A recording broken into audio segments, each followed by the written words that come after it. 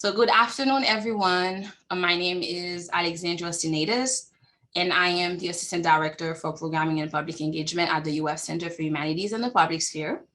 I would like to thank you for joining Conversation Neighborhood. Let's talk about music fourth event, a public humanities series that uses music as its entry point to talk about complex themes, identity, migration, and culture. Before we get started, I would like to take some time to go over some housekeeping rules. This is a multilingual event. Shadin Menor, who has been a Haitian Creole translator and writer for over 15 years, will be assisting us to listen to the conversation in Haitian Creole. What you will do is you will see in your panel interpretation, which is a global icon. So you actually will click on it and it should give you the options to select Haitian Creole. And you can actually hear today's conversation in Haitian Creole. And also, if you have any questions during today's discussion, please use the Q&A feature in Zoom, the Zoom control panel. I'll bring them up during this particular discussion, and we'll have also time for questions at the end.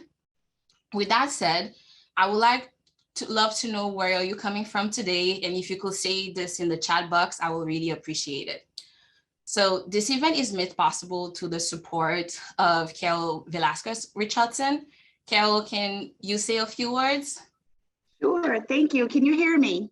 Yes. Great. Well, thank you so much. I am the museum coordinator for Quinn Jones Museum and Cultural Center, and we are a division of the City of Gainesville's Parks, Recreation, and Cultural Affairs.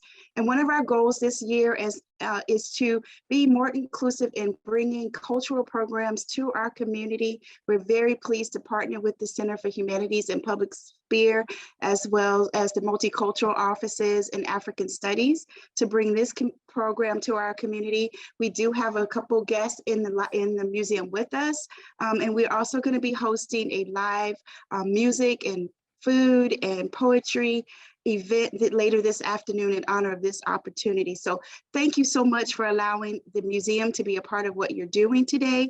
And we look forward to learning more about Black love. Thank you.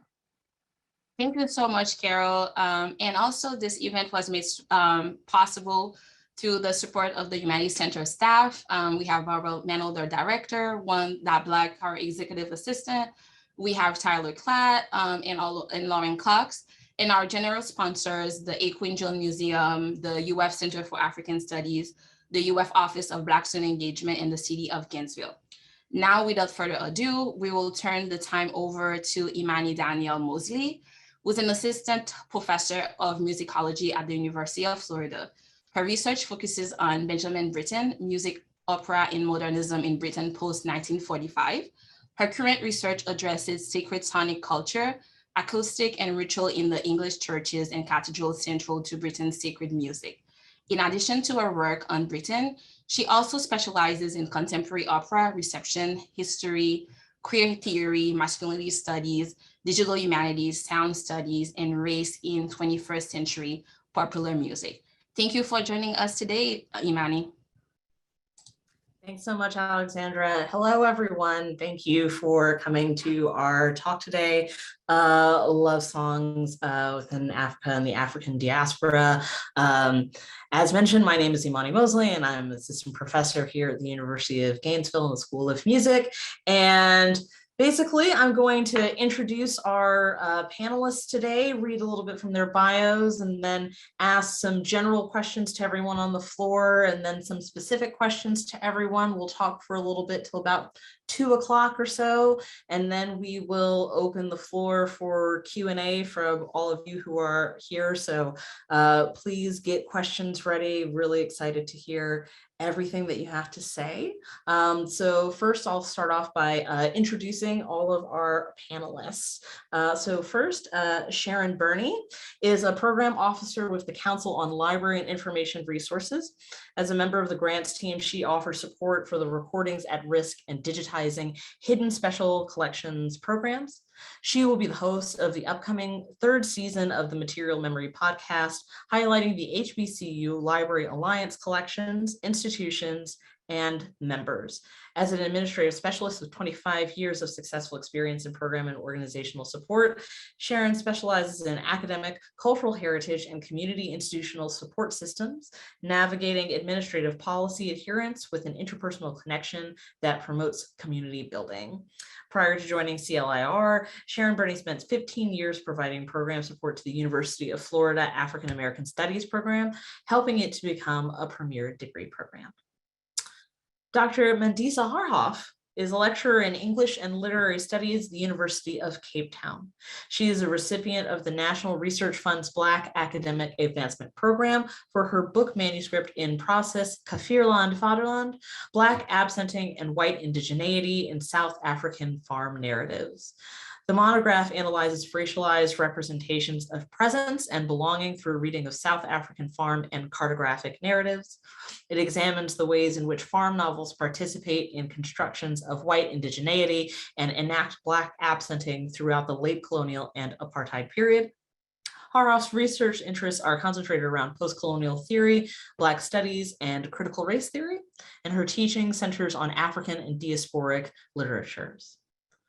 Tafa Misole, whose full name is Evanie Rose Tafania Saint-Louis, was born in Fort Jacques, Haiti.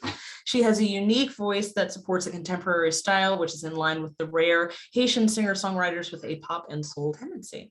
Tafa delivers an art where the commitment is subtle but omnipresent.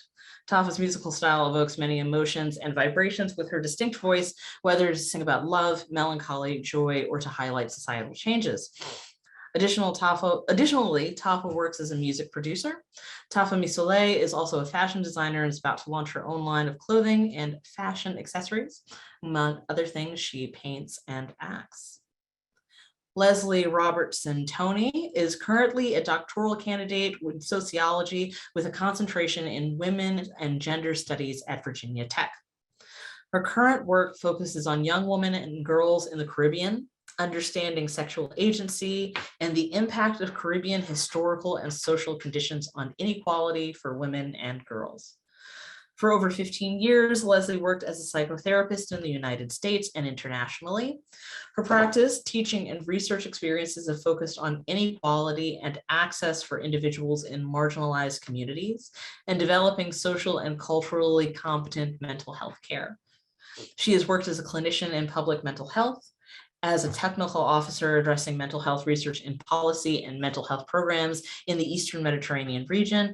And she has been a trainer and consultant for international emergency disaster relief, training medical professionals and non-mental health professionals in low intensity mental health treatments, applying psychosocial interventions to address adherence for youth living with HIV, and integrating cultural programming into community mental health. And our last panelist, Werlasi, is a multilingual singer, rapper, songwriter, and music producer. Hailing from the Volta region of Ghana, Werlasi is renowned for his authenticity, live performance, artistic versatility, and notable use of his native language, Ewe, as well as Fonte, Ga, and Pidgin through his music. So welcome, everyone. So first, we'll just start with questions to everyone. Feel free to answer as you wish. So the first question I have for the panel is, what does Black love mean to you? And anyone feel free to.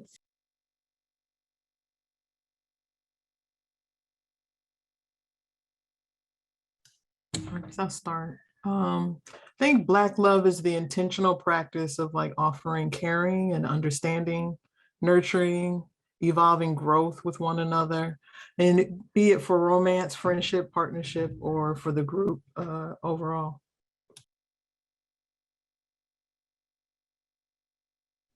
I agree with that. And I would also say Black love is about possibilities, about finding love and care anywhere, knowing that you can find it, being in some random country and hearing someone that sounds like they're from your city or your island or your homeland, remembering that you always have a place to go to in the midst of the storm, whether the storm is violence against Black people or a pandemic. you know that you can be grounded by things that are quintessentially Black. So like when you see those memes, many of us from different places all over the world are like, yeah, we do that. You know, like the plastic bags under the sink. So yeah. Oh, I love those responses. Yeah, to add to that, I would say that Black love cannot be read in kind of like the assumptive logics of love, you know, the butterflies in the stomach, the romance, and all of those things. Black love has a certain grit to it because it comes with survival. It comes with literally like the plastics under the sink are themselves a kind of like survival, right? Black love is your grandmother and your great grandmother raising you with no generation in between. Black love is thinking that you were not loved your whole life. And then one day it kind of becomes clear to you and you have this map of all the ways you were loved. I was speaking with a sibling of mine just earlier and we were like preparing for today actually. And I was like, oh man, do you remember choral Sundays where we would watch like choral music at 1 p.m. and everybody understood that that time has to be blocked off for this and you never discussed it, but it happens. That's Black love. Yeah, just how we find traditions and create rituals around each other.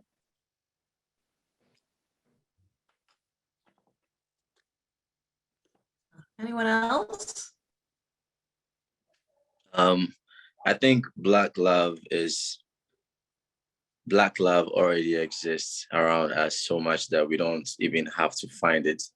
I also believe Black love is something that lives within us while we grow. Our aunties, our grandmothers share it. Your parents, it doesn't have to be with your mom or your dad or anything. It's just around.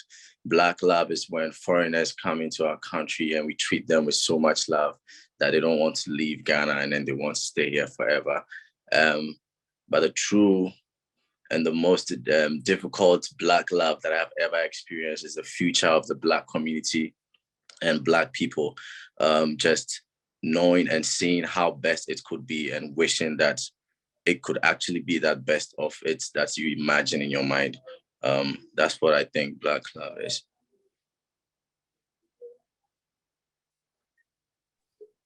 Papa?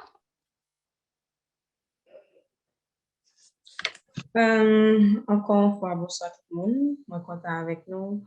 Pour moi, Black Love, c'est un amour qui est chargé à vérité. Moi, je dis vérité parce que gagner un pile bagaille que nous partageons en tant que peuple noir qui allait au-delà de ça n'a partagé dans nous, les nous aimés, qui c'est un bagaille qui puisse aller dans des rapports que nous gagnons avec de nom pas nous à nom l'autre parce que il y a des bagailles que nous partageons que nous connaissons mais de vérité c'est seulement nous-mêmes qui connaissons gagner parce que c'est plus facile pour comprendre des bagailles pour vivre avec un monde les n'a partagé on passé ensemble les n'a partagé une histoire ensemble nous gagner par exemple grands-parents nous c'est capable de dire comme ça ancêtre nous qui est de bagailles qui ont été partagées qui est assez terrible donc pour moi-même Black Love là il imprégné il gagne tout ça qui pesait sur lui donc c'est vérité c'est histoire c'est ça nous vivre qui déjà passé c'est vraiment de rapport de homme à homme et qui allait vraiment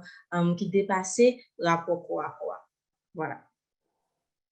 Well, to me, Black love means the truth. Black love also talks about the history, things that connects us, especially with our grandparents.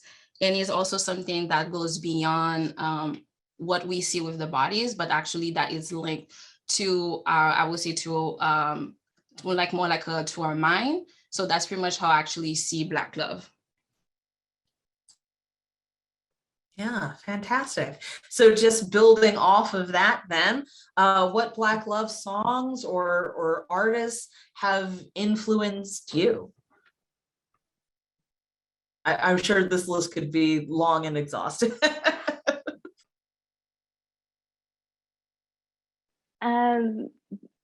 Definitely Miriam Makeba. I grew up listening to Miriam Makeba. And with that, love is activism, love is revolution, you know, Letambuli, the same. And nowadays, Mafikizol. Yeah, I have a little list over here that I can share with if there's time, but those are some of my influences. And I think someone said this earlier about like different diasporic people in like that's how we share love. Whitney Houston, you know, all those folks, like I grew up with them. Yeah. Yeah, and please share that list. I made a little list too. Yeah, I prepared a whole PowerPoint. I put on my list, Anita Baker was the first LP that I bought with my own money, compositions. What I had to be so sad about, I don't know, but Anita Baker, Sade, Mary J. Blige, first cassette I bought with my own money. And then Jill Scott, Lauryn Hill, Maxwell, Natalie Cole. So bouncing around different eras for the love songs. And then from the Caribbean, like I always think of Baron as a ballad artist. I think he's often known that way. And Waiting in Vain by Bob Marley was my teenage, that was my teenage boyfriend and that was our jam, because we would fight and break up all the time. And then Machel Montano in 2000 did Love, what is it called? Love to You Tonight. And that song was a hit. So I think those are kind of the ones that when I think about as a teenager, as a young person that have influenced me, those are some of the ones. Yeah, I made a list and we don't have all day for my list.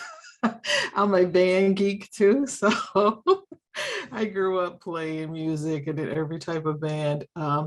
You cannot tell me as a kid I was not going to marry Michael Jackson, okay? I had every album from the gate, okay, from the day one. I would say my favorite love song of all time may be Adore by Prince, because I think those lyrics are just the most beautiful thing you'll ever want to hear.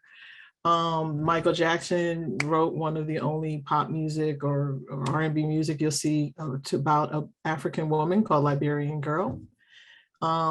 Nina Simone, and my range is if I have a bad day, Here Comes the Sun by Nina Simone makes it a great day for me. And Mr. Bojangles, what she does with that song is Sonny Stitt doing that. And of course, I love everybody else that everybody talked about.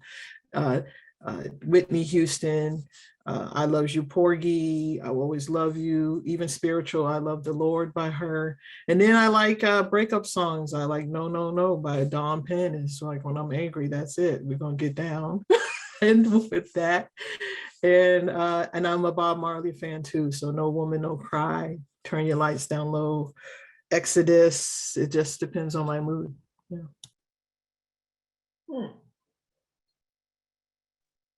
Yeah, anybody else? These are great. I'm just like running through every time somebody mentions something, I'm doing a little snippet in my brain. I'm like, oh, I was still thinking about that song. Let me go back to that.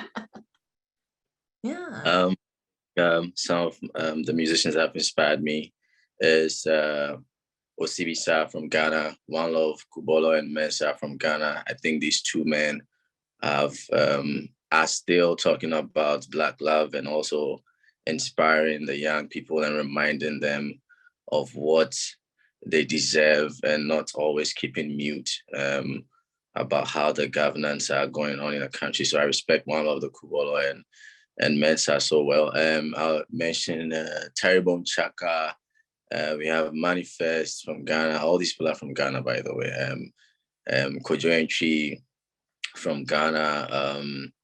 Lauryn Hill, obviously, Bob Marley, Andre 3000, J. Cole, Kanye, Jay-Z. I think the list goes on and on. Kendrick Lamar.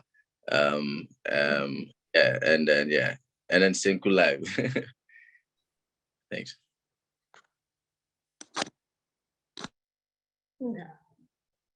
Yeah, Tafa? Mwen gen yon playlist ki enraje, si m kapab di ko sa.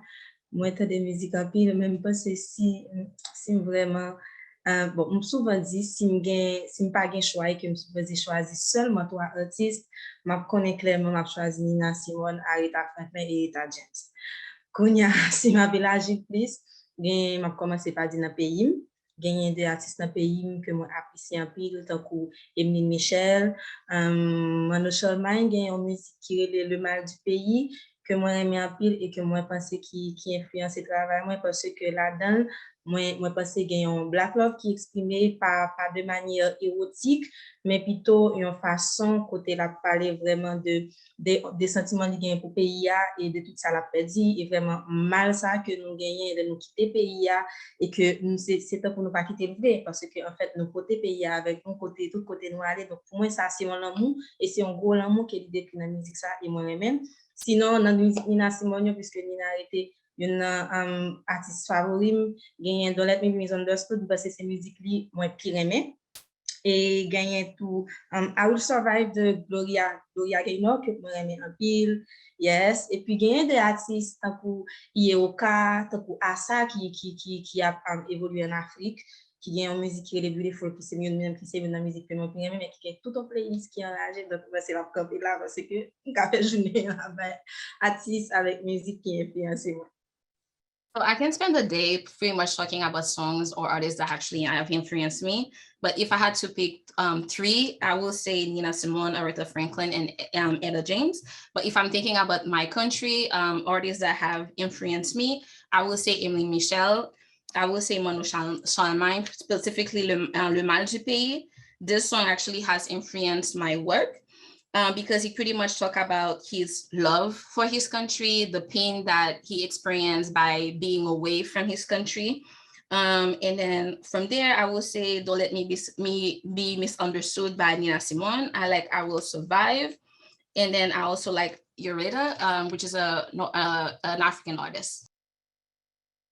Right. These are all fantastic. I'll just put in I know I'm not talking, I'm just moderating, but I'm just going to say the one song that's at the front of my brain, which is Lush Life by John Coltrane and Johnny Hartman, which any kind of love I'm feeling, I listen to that and I feel everything.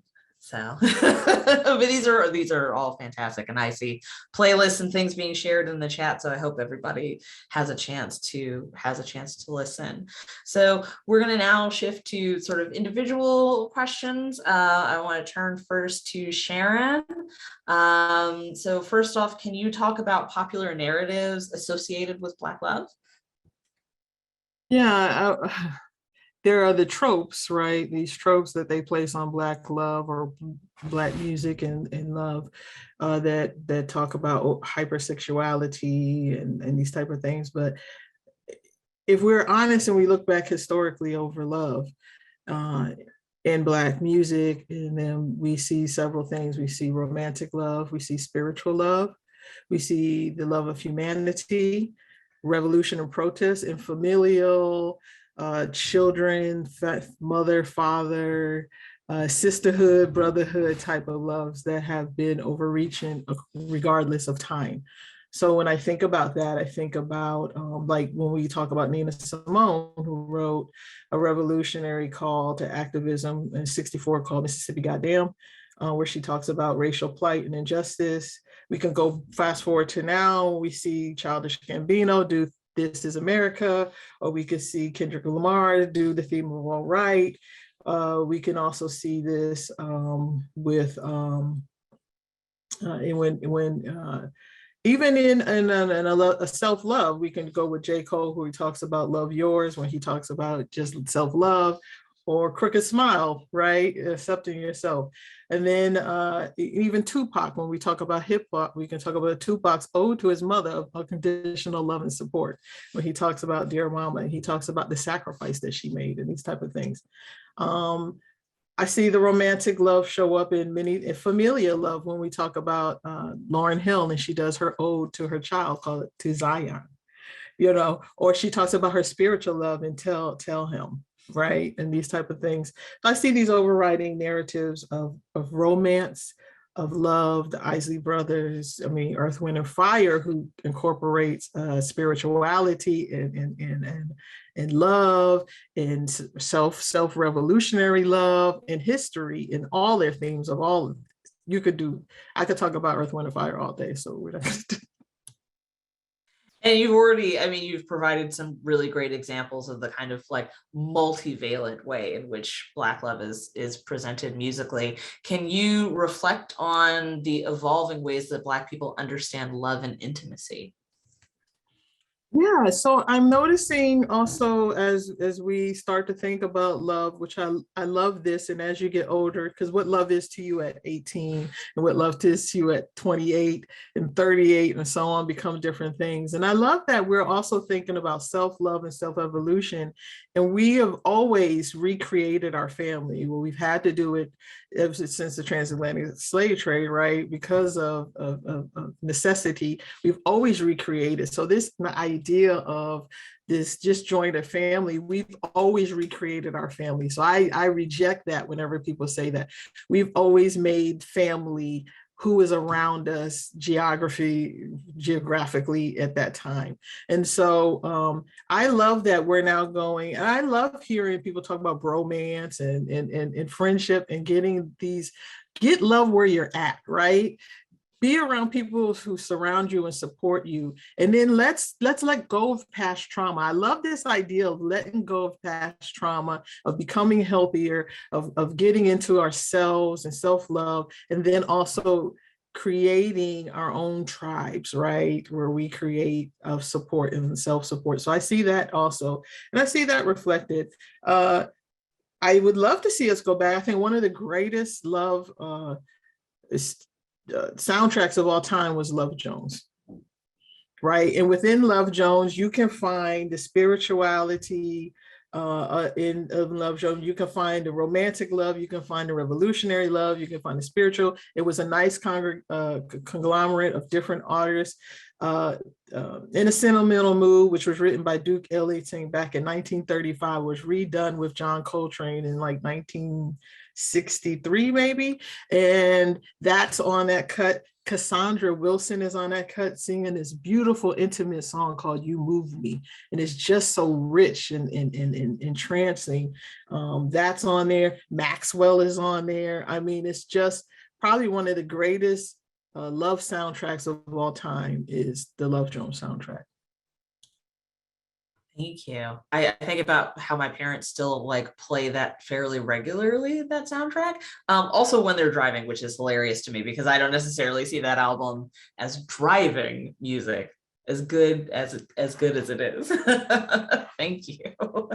All right, Mandisa, can you talk about features of love in South Africa, for example, romantic, non-romantic relationships, unity, care, etc.? Yeah.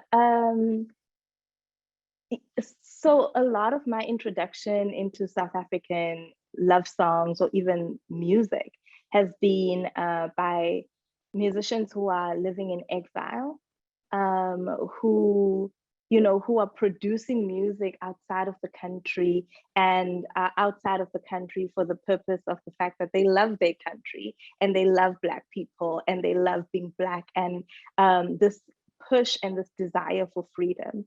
And so I am thinking of people like Miriam Makeba. I am thinking of people like Letambuli. Miriam Makeba used to sing Pata Pata, Malaika, Letambuli, Not Yet Uhuru, or The Love Is in the Music.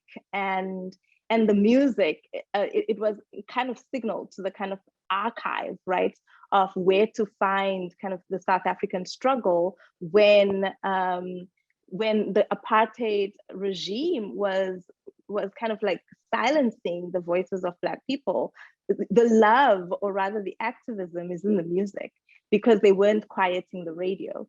So yeah, that's kind of like how I see South African music being introduced to a love that is that the romance speaks to something even bigger and even greater. And a couple of the music videos that I had selected were in part to kind of show how the love song is in its way speaking to Black love, but it also speaks to class, to issues of class, or to problems with HIV/AIDS and betrayal, and like just families being honest about what's happening around them. And this is love songs that play every day on the radio, but that carry this kind of like deeper and much needed message. And I think is a wonderful reflection of Black love in South Africa.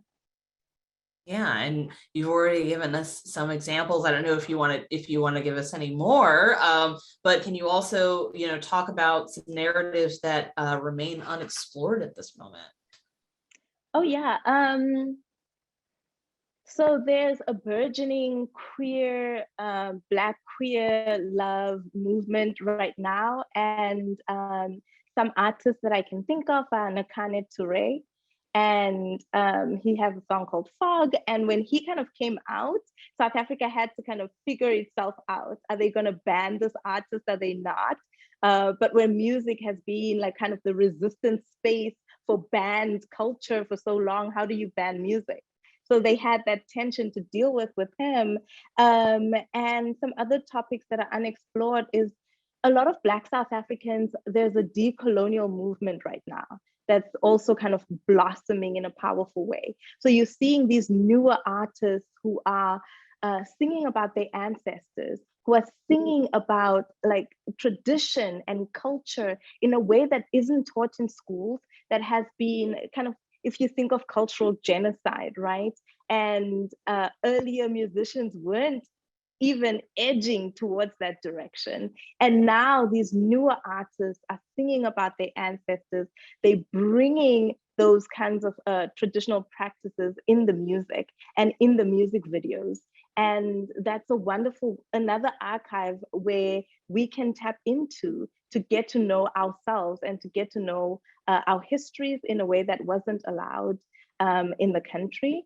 And yeah, another terrain that I'm seeing where music is shifting is how artists are writing about love and its kind of violences, kind of calling Black people to love better or love differently, love healthier. And kind of better is a weird term because of the constraints on Black love. And still, Black love survives and thrives and finds ways, right, to push through. So I'm thinking of people like Java, who sing about loving their mothers, but also what it means to love their mother after such a history of trauma with their mother, and to heal that history of trauma, right? For a Black male artist to talk about trauma with their mother in a song is huge in itself. So I think that's a narrative that is yet to be explored. Those are some narratives. An artist kind of brings reggae, and sings about Black struggle and sings Black activism and Black love. And I think that's it, right? There's a wonderful way in which Black artists, no matter what song you pick up, it could be a song about heartbreak, where they find ways to resonate with the larger kind of social narrative that's going on. So.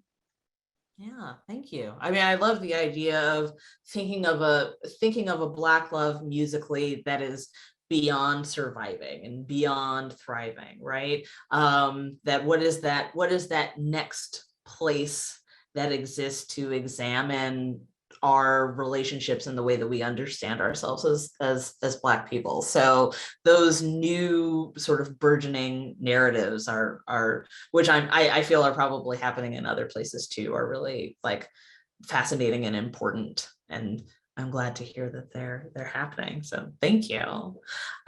So now to Tafa, can you talk about your process of creating music? En fait, déjà, moi, c'est un artiste atteint d'un soul, jazz, blues et très gospel. Et ça me passe, c'est parce que moi, j'ai fait un peu de temps chanter l'église. Ça vient faire que moi, j'ai une approche assez différente de musique, en gros. Donc, et processus créativité, moi, li vraiment penché sur des bagailles que moi, mettais accent sur eux. Par exemple, écriture, texte, moi, c'est une bagaille qui est important pour moi en pile. Donc, moi, passé en pile de temps dans le travail sur texte musique, moi. Ça, c'est une partie qui est importante dans le processus de créativité. Moi, sinon, gagner tout le fait que je travaille sur qui direction artistique, moi, envie de projet que je travaille sur, par exemple, moi, un bon petit temps pour travailler sur qui direction artistique, moi, envie de gagner qui émotion, moi, je voulais mon sentir les après des projets, qui ça, moi, je voulais qui traverse et qui message, moi, envie de passer, gagner tout le fait que moi prends petit temps pour me travailler sur concept là et concept là comme si par rapport avec même qui j'aime un bon projet à image que l'a gagné et qui public moi envie d'y aller donc moi pense que gagner tout ça yo qui fait un package le map travail sur un projet texte moi temps moi prend une bagaille qui c'est que moi pas vraiment gain espace moi pas gain espace qui favorable pour me travail ça vient faire que inspiration me vient assez bien peu importe espace là que était assez bruyant que le gain un peu de silence moi capable de travailler là assez facilement donc moi pense moi j'ai capacité pour moi adapter à n'importe qui espace là et pour me joindre un bagage qui vient là-dedans assez rapidement et ça permet que moi aller plus vite. Voilà. In terms of the creative process, so I would say that it's drawn from jazz, neo, soul, and this also comes from my background singing at the church. But I also, in terms of my creative process, I really take my time to write so you can actually, and also pay attention to the message I want to portray, I want to convey to my particular audience and what I want my audience to actually feel. So that's why I also take a lot of time to put my projects together. So the text is very important for me. The time itself takes a lot of, is very important to me. And at the same time, I do not have a space, but despite this, I'm someone that can actually adapt, whether it is in an area that has a lot of noise or don't have a lot of noise. I'm actually able to produce or create the music that I'm feeling.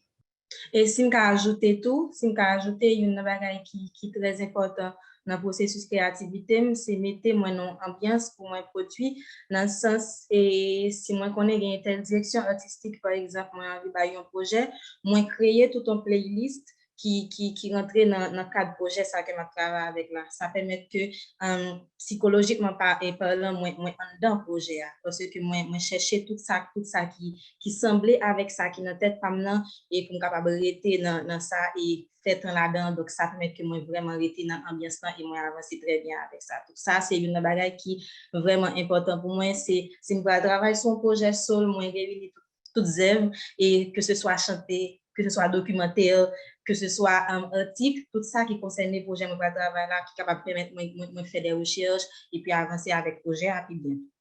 Voilà. So I would like to add that in terms of my project, I like to pretty much get a feel of that particular project. So for instance, if I'm working on a soul project, I want to read articles around it. I'll watch documentaries around soul, the topic.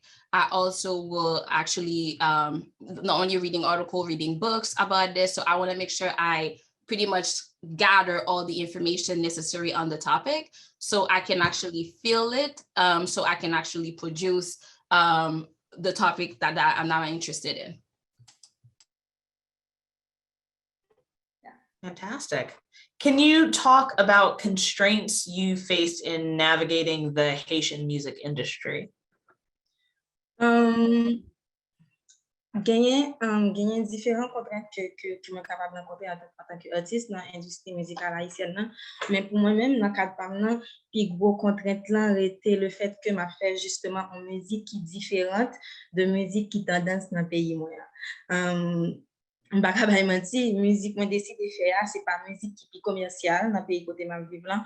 Par contre, donc ça mettait moi en position côté que moi vraiment obligé faire un peu d'effort pour moi imposer un moyen parce que justement il pas rentrer dans le cadre ça qui tendance là, dans le cadre ça qui commercial là. Par exemple, j'aimerais moins discuter de l'amour dans le texte, c'est vraiment pas genre tout artiste discuter de l'amour dans le texte parce que dans le pays, il y a un rapport avec l'amour qui est vraiment corps à corps, qui est vraiment sexuel, et moi-même, moi, aller dans une approche qui très vraiment un bagage qui sortit dans l'âme. Donc ça, c'est des bagages qui pour moi-même, c'est plus beau contrainte que moi recevoir. C'est vraiment le fait que m'a fait une musique qui est totalement différente de ça qui est plus commercial là. Sinon, il y a tout le fait que moi c'est une femme. Donc, moi, dans une société qui est assez machiste, donc, qui fait musique en tant que femme, c'est un gros dilemme parce que quand bien même, ouais, de femmes qui plus ou moins paraissent devant la scène, il n'y a pas totalement à diriger tête parce que il y a tout un système qui est là et qui a dirigé moins de décisions que vous supposez prendre, de décisions qui allaient dans même poser vestimentaire, de décision par rapport avec discours, de décision par rapport avec conviction, c'est pas toujours eux même qui prend décision ça au total. Donc c'est ça arrêter un bagage que moi obligé faire face avec au jour le jour et ça permet que moi pas regrette combat que moi mener en tant que féministe tout parce que ça c'est de bagage que en tant que féministe, moi, j'ai de points de vue qui clairs sur eux. Ça permet qu'en tant qu'artiste, moi, imposer plus parce que moi, connais exactement, mais qui côté moi envie aller. Parce qu'il y a deux contraintes, ça aussi, au même qui plus. Donc, là, c'est femme, moi, font musique qui est différent dans un pays qui a un système qui est dirigé par des hommes et puis, on décide, c'est pas musique pour là qui est principalement supposée en avant. Donc, les mettent en plus de difficulté ou obligé de faire plus d'efforts toujours que ça va faire au jour le jour pour arriver à imposer son faire. Voilà. So the challenge that I face is because I'm doing a different type of music. So this is not a very popular type of genre that is in Haiti, like the type of things that I'm actually doing. And because the music that I'm doing is actually not popular. So because of that, there's a lot of constraints that you actually face in pretty much tell like people paying attention to and the type of work that you're actually doing. And then at the same time, I am also a woman. And I'm actually living in a society, a sexist society, that pretty much create a system that refrain women from making sometimes their own decision, especially like female artists, their own decision. There's a certain way they have to be. There's a certain way they have to talk. There's a certain way they have to portray themselves. So, but for me as a feminist, I decided to impose myself in especially the music that I want to do, and also my beliefs. Yeah, definitely.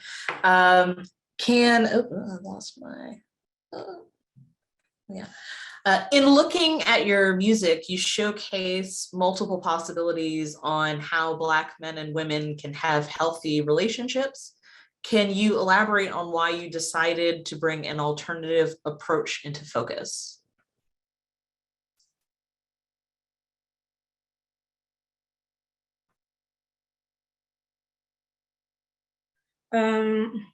Justement, dans la musique, moi fais choix pour me parler de l'amour dans une façon qui est assez différente. Et c'est ça qui expliquait que, par exemple, dans la musique, moi, qui est des pardons, moi, fais une approche qui est assez réelle. Parce que la vérité, c'est que l'approche que m'a fait, c'est deux approches, nous peut-être pas rester sur eux, mais il y aurait été deux approches qui quotidiennes. Donc, c'est vraiment deux bagages que nous vivons chaque jour. Et aller au-delà de uniquement rapport sexuel qui traitait dans la majorité texte haïtien, par exemple, c'est vraiment un bel travail que moi, j'ai essayé de faire.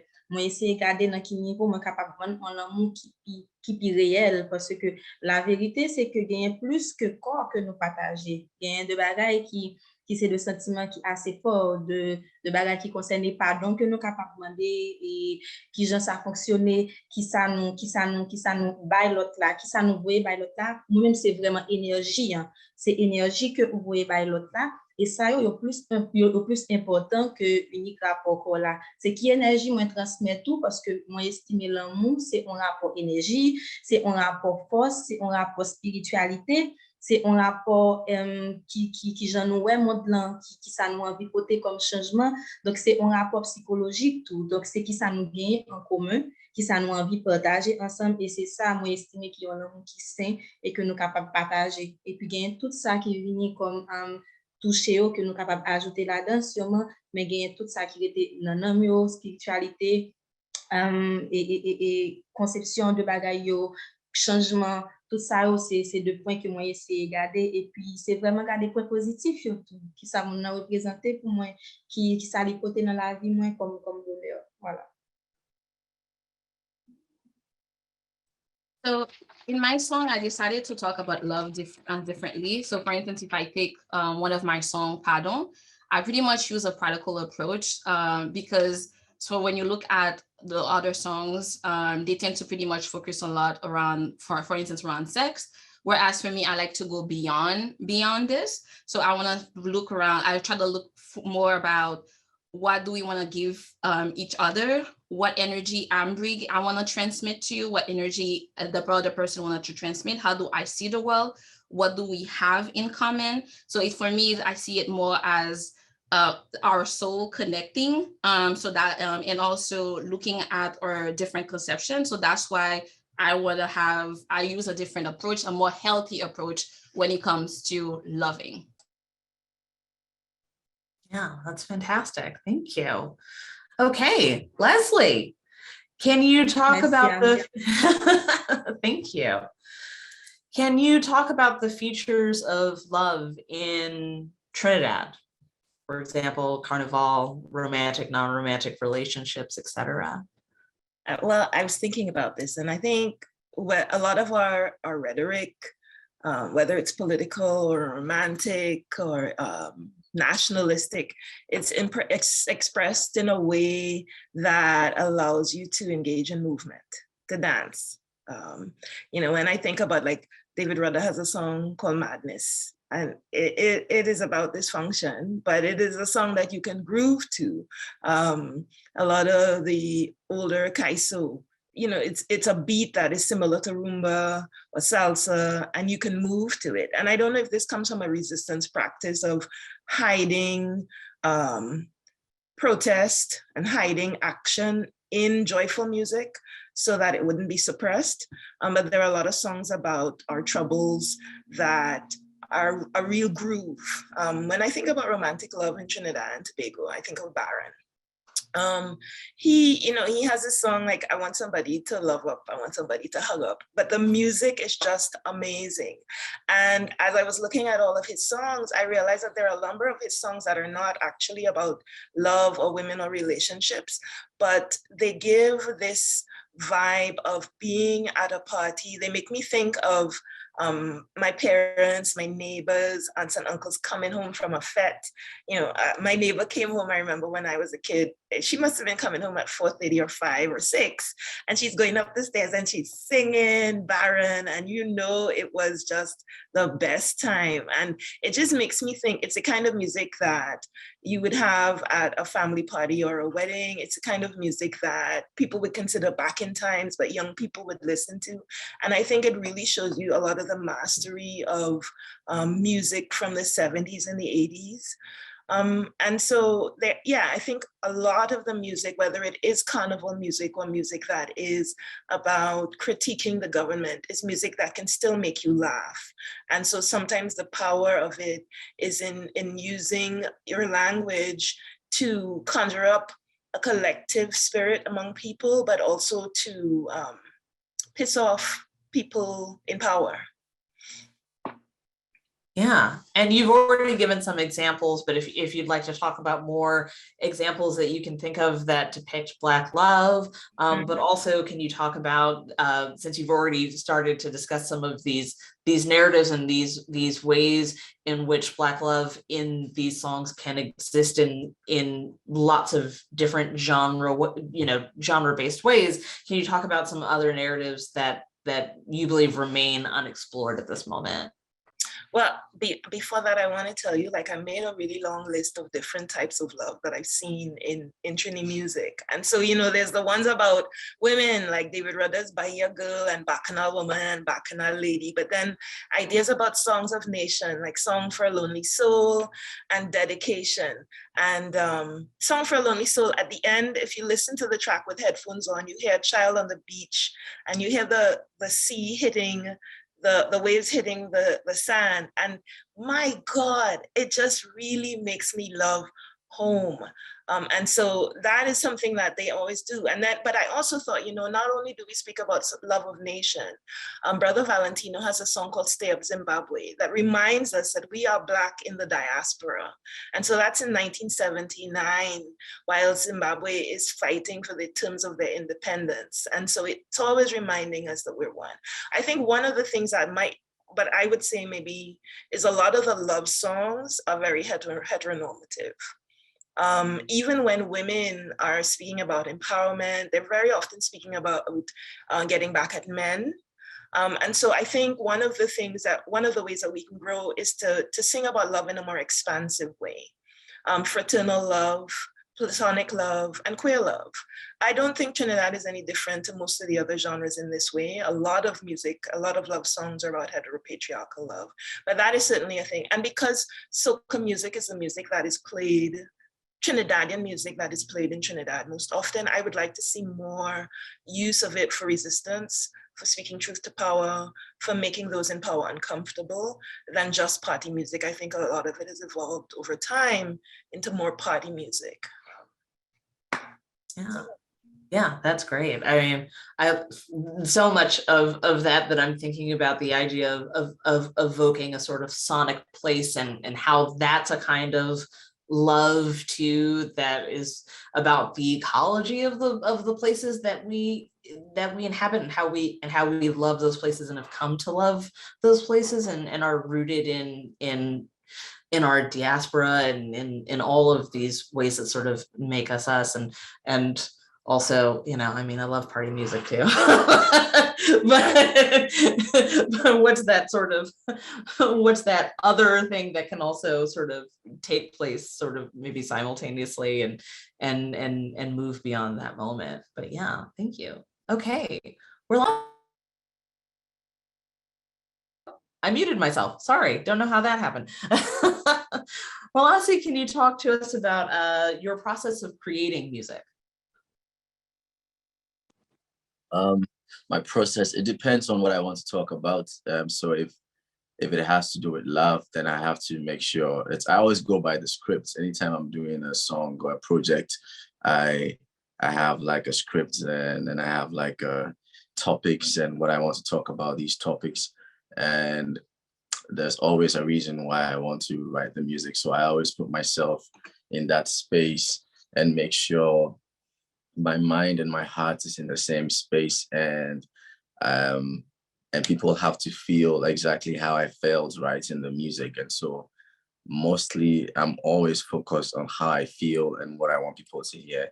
So the script helps, one.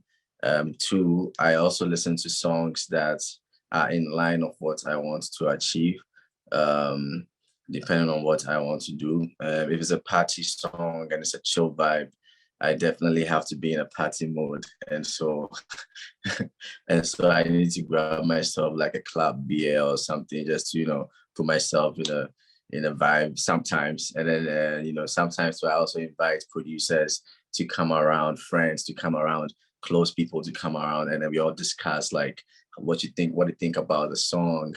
And when I'm done, I send it over to some people that I respect, and then I respect that. Yes, most of them are probably not even musicians; they're just music lovers. I respect them so much because they are the listeners. They are not necessarily like music critiques or like legends in music or whatever. But it's just they love music so much. They even listen to more music than I. I'm a musician, but I don't listen as much as music as I do. So I respect their opinion, and yeah, I think that's basically it.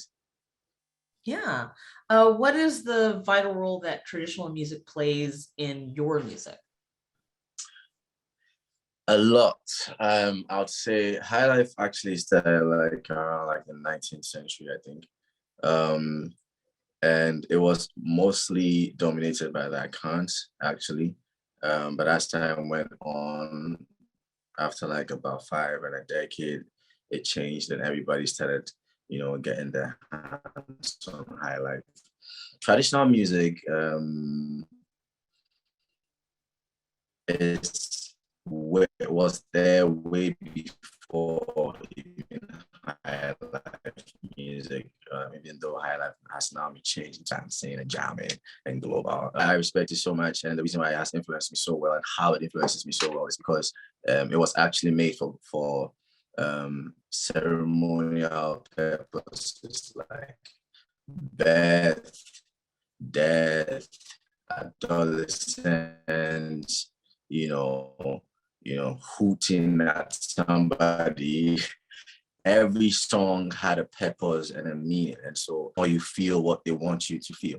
And so I had so much respect to the feel of it and then the purpose of the music and how it makes you feel, even without even saying anything. Harmonies and then the tones and the instrument they use puts you in that mood. You go to a funeral and the songs they play will make you cry. You feel a certain way no matter what. You go to a wedding and a song they sing, and the traditional band players will play songs that will put you in a very lively and happy mood. And so I think the role it plays in my life it puts me in that space where I do not necessarily forget about what I am trying to achieve with my music. I'm always in sync with the purpose of the music, which is how it makes the person feel. Yeah, absolutely. And how do you approach talking about love and nationality? Jeez. Small Honestly, question. yeah, it's quite a question. Anyways, love and nationality. When I walk out of my house, honestly speaking, it's hard for me not to be angry about my leaders. I know we are talking about love and then, African love, and we love foreigners and then we love, but sometimes it's hard to see how our own leaders don't love themselves and love we the people that are, down there doing all the things and making things happening. Prices are going up each and every day. And in as much as we are talking about love, it's hard for us to find this amongst ourselves. And because we are looking outside for something or for greener pastures or for money or to please someone else that has enough, we find ourselves loving others more than ourselves. We find ourselves loving Western culture more than our culture. We find ourselves loving Western influences, technology, anything whatsoever. And it's just, it's hard to connect that love to, any other thing, but that's what drives me as a person. It always makes me it always reminds me of, or it always gives me the dream of how Black people could be better. And that drives me as a musician to keep writing and keep going. Like for example, now I'm working on a project called The Giving Shade, where when we moved into our place, there was a lot of trees, and now they're cutting everything, putting kiosks around because everybody's trying to make money, and then the roads are dusty, and then it's dust going into the faces of all the old people. There's no place to sit anymore, and people are getting more and more depressed, and then it's just inside my streets, my Black community. I believe that the love is still there, but it's getting less and less by each day. But as it is now, we can't stop, and we have to keep finding ways of keeping the love alive in our communities.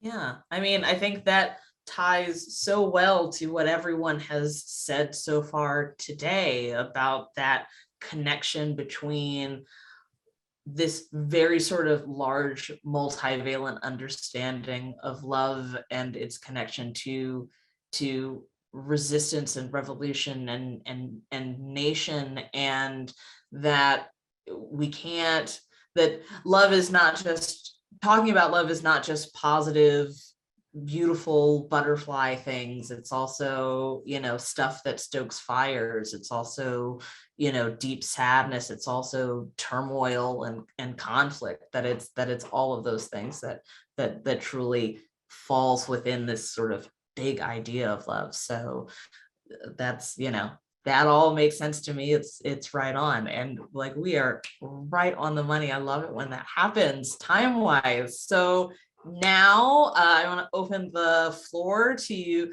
questions to all of you out there. If you have, please, any questions for anyone here, please put them in the Q&A. I see we've got a couple of things so far, so I'll just go ahead and start from this first question from Kofi Mustafa. What inspired Warlasi's album, The Man and God?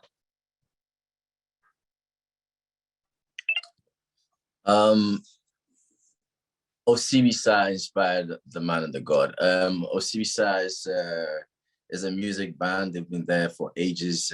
They are all old now, but I think they were able to reach like the highest form of high life. They traveled around the world, and they have inspired me and Synchro Life for the longest time. We've always wanted to recreate something like that, because we've been doing Afro beats, my piano, and all these popping sounds to put our names there, and also get some good numbers. Of course, we are doing business, so we still have to get the numbers up.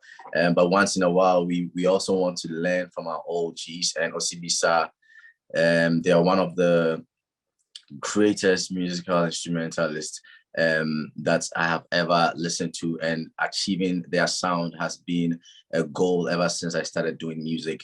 And so Osibisa inspired it. We started by Waison, mild, calm song, going into We All Go Die. It's quite beautiful how we sometimes step on stage and everybody's singing We All Go Die, we are all going to die, but everybody's happy and everybody's laughing about it. That's how strong the music is, because we are trying to remind everybody that it's not really about being afraid of death. It's about being happy about living. And so even when we talk about death, we laugh about it, and we still laugh through the music, because the music is stronger than the idea of living where we are. So I give thanks to High Life, I give thanks to Osibisa, and I give thanks to Synchro Life. I also give thanks to Senku, Sammy Cube for mixing all the music, and yeah. Oh, thank you. Okay, our next question is from my colleague Rich Pellegrin, saying a couple panelists mentioned John Coltrane. I mean, I know that I was guilty of part of that. Lush Life is actually my favorite cut from the Hartman disc. Does anyone have thoughts on A Love Supreme? The text he wrote for that is specifically Christian, but I think of it as being emblematic of his radical, all-embracing acceptance and inclusivity. Also fits with the idea of conflict and activism just mentioned. So does anyone have any thoughts on John Coltrane's A Love Supreme? Yeah, I love, Coltrane is another one of my favorites, and I think I was guilty of also bringing Coltrane up. I think another interesting thing, I think A Love Supreme was more about a spiritual type of love. It was more about a divine presence. And I think it was actually one of the only songs he ever written that he actually wrote notes to, if you look into that. And I agree with that. I think everything that Coltrane did, he was very revolutionary. So was Alice Coltrane, was very revolutionary and cutting edge, and kind of almost in a Miles Davis type of bringing a new type of fusion and this whole higher realm of jazz at that time. And then from there we could go into Sun Ra and a whole bunch of other people. But I'll agree with that. I think the Love Supreme was more about a spiritual love, and almost on a whole different realm. And I think it was actually one of the first times also he picked out the artwork on his album.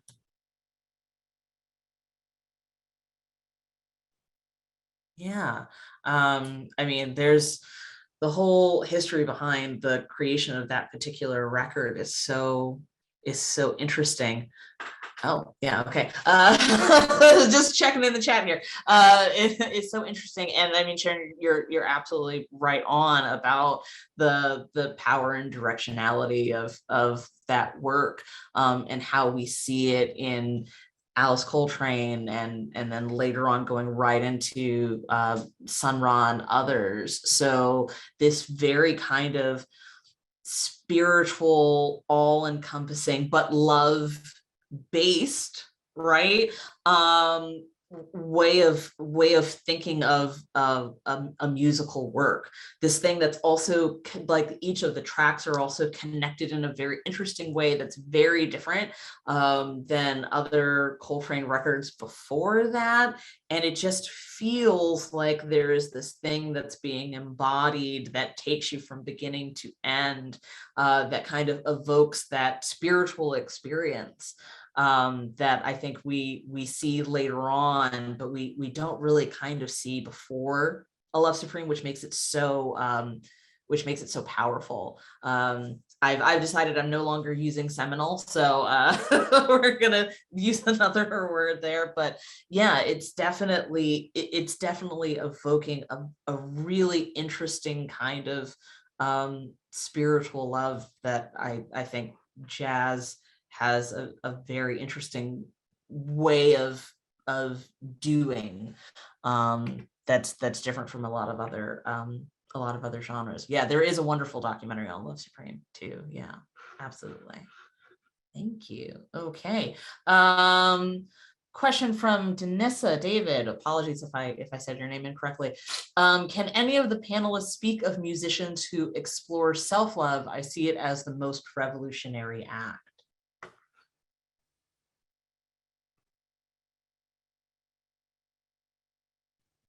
I think one window into that for me, one of the songs that I listed was Singing Sandra's Die with My Dignity. And although she's talking about sexual harassment in the song, she says that there are so many challenges to me doing this, but I'm going to choose myself. I'm going to die with my dignity. She says it over and over. And it became such a powerful song because it was not just a piece that talked about a social problem, but constantly said, I am choosing me. They can keep their money. I will keep my honey and die with my dignity. And so I think that became a very powerful statement for women hearing it, and continues to be.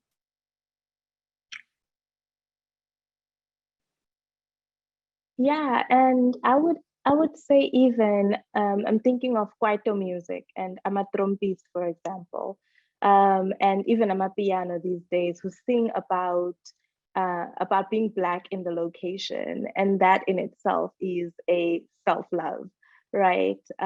So yeah, that's another way in which Black artists write about self-love. They sing about Ispantsula, which is the kind of dance and the kind of clothing that they wear, and the like just what it looks like to embody Blackness in the township, which to do that is its own expression of self-love, of loving Blackness, of loving self. Yeah, and Nje, I love amapiano, so I wanted to mention them. And I love Kwaito.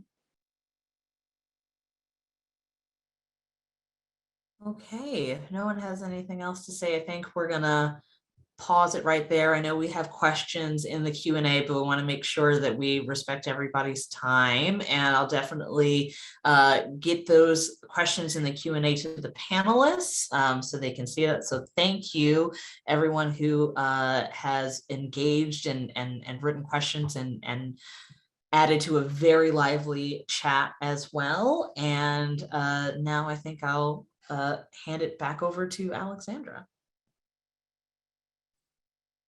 Wow, thank you so much, everyone, for this wonderful conversation. As you can see in the chat is live. A lot of people are sharing their songs, are sharing their perspective. What do they think about love? And one of the things I think the takeaway from today's conversation is the fact that we know that there are different ways that Black people have been loving each other. So it can be a romantic relationship, but that doesn't mean it has to only be a romantic relationship, because sometimes it can be us criticizing the government that we're in. It can also longing, especially as an immigrant, longing for going back to your country or your memory of your country. It can also be talking about your ancestors. And you can also talk about some of the trauma that you also experience. So there are different ways that we have been loving each other. We also noticed that there are other narratives that has not been explored. And some of our panelists actually shared those particular insights. So we also noticed, especially in popular culture, we don't really like to touch upon queer love. That's something we can always think about. We also don't see a lot of our Black men talk about their trauma, their experiences. So there's also a way that they can actually explore. So that's a really good way. So I'm really happy about today's team and also the chat for everybody that actually attended. So despite the mainstream depiction, we see that we have showcased love to each other and expressed it in so many ways. And I really appreciate the insight our invited speakers, Sharon Burney, Mendisa, or Fulasi, Tafami Soleil, and Leslie Tony have provided. And I also want to thank you, Imani, for moderating this wonderful conversation, Shadin for interpreting, and also Carol for joining from the A Queen John and also helping putting this particular event together. We really appreciate. So thank you everyone for coming for today's conversation. We really appreciate for you for coming in today. And if you like today's conversation, we have more coming in next month where we're gonna talk about Asia. So we're gonna have invited speakers that's gonna explore transnational love as well, diasporic transnational music throughout Asia. So if you're interested in this particular conversation, you can always sign up. On that note, thank you for attending today's event. We appreciate it.